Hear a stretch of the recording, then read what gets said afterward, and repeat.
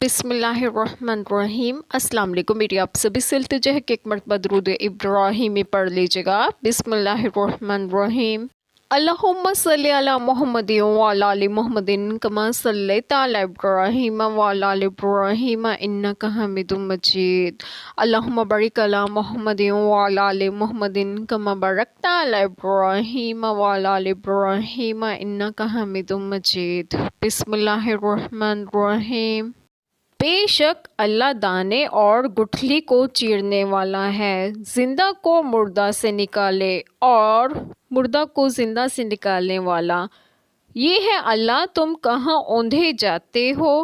بسم اللہ الرحمن الرحیم۔ آج جو بات میں آپ لوگوں سے ڈسکس کروں گی وہ یہ ہے کہ آیت کریمہ میں ہے کہ بے شک اللہ تعالیٰ دانے اور گٹھلی کو چیرنے والا ہے۔ توحید و نبوت کے بیان کے بعد اللہ تعالیٰ نے اپنے کمال قدرت و علم و حکمت کے دلائل ذکر فرمائے، کیونکہ مقصود اعظم اللہ سبحانہ تعالیٰ اور اس کے صفات و افعال کی معرفت ہے، اور یہ جاننا کہ وہی تمام چیزوں کا پیدا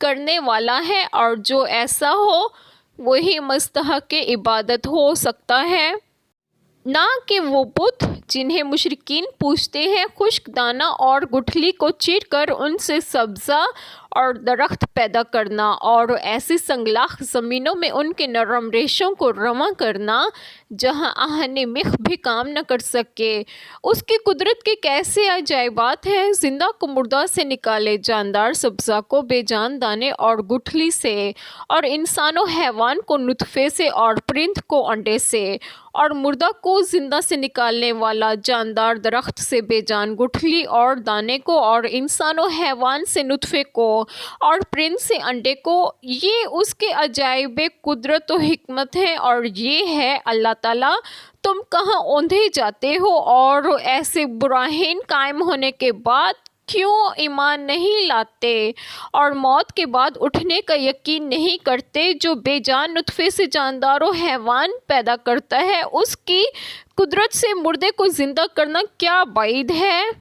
یہ سب کچھ اللہ تعالیٰ کرتا ہے جو عظیم الشان قدرتوں کا مالک اور عبادت کا تنہا مستحق ہے۔ پھر یہ کیسی عجیب بات ہے کہ انسان اس ذات باری تعالیٰ کے بجائے دوسروں کی عبادت کرنے لگتا ہے۔ اس میں ہے کہ وہ دانے اور گٹھلی سے جو مردہ جمادات کی طرح ہے زندہ نباتات نکالتا ہے، جیسے کہ ارشاد فرمایا ترجمہ، اور ایک نشانی ان کے لیے مردہ زمین ہے، ہم نے اسے زندہ کیا اور اس سے غلہ نکالا تو وہ اسی میں سے کھاتے ہیں، اور ہم نے اس میں کھجوروں اور انگوروں کے کئی باغ بنائے اور ان میں کئی چشمے پھاڑ نکالے تاکہ وہ اس کے پھل کھائیں، حالانکہ اسے ان کے ہاتھوں نے نہیں بنایا، تو کیا وہ شکر نہیں کرتے۔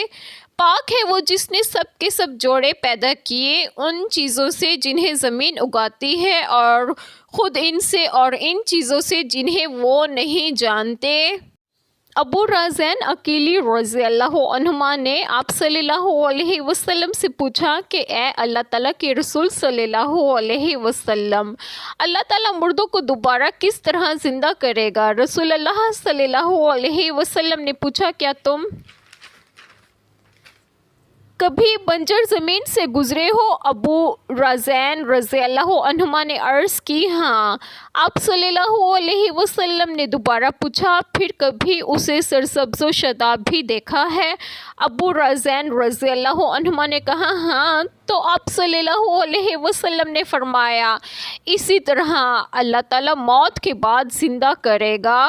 ایک چھوٹی سی دعا جو میں ضرور کروں گی کہ اللہ تعالیٰ ہم سب کے تمام گناہوں کو معاف فرمائے اور ہمیں صراط مستقیم کی راہ پر گامزن کریں، اور آپ سب کی تمام جائز دعائیں قبول فرمائیں، اور جو لوگ بے اولاد ہیں انہیں ایک اور صالحین اولاد عطا فرمائے، اور جو لوگ بیمار ہیں انہیں بھی صحت و تندرستگی عطا فرمائے، اور آپ سب کو آپ کے گھروں میں خوش و خرم رکھیں اور صحت و تندرستگی بھی دیں۔ آمین۔ جزاک اللہ خیر۔